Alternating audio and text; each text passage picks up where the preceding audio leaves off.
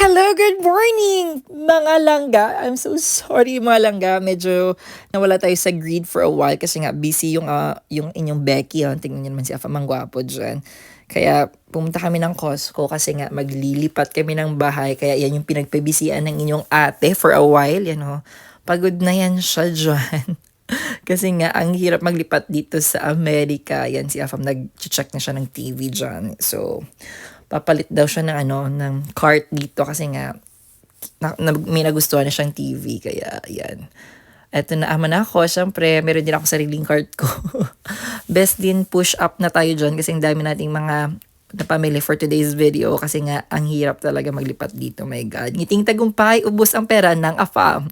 So, yan lang muna for today's video mga langga. So, pauwi na kami dito and yan, may train na dumaan and I know burnout dyan sa Panay. Mag-ingat kayo dyan and I love you all mga langga. Mwah!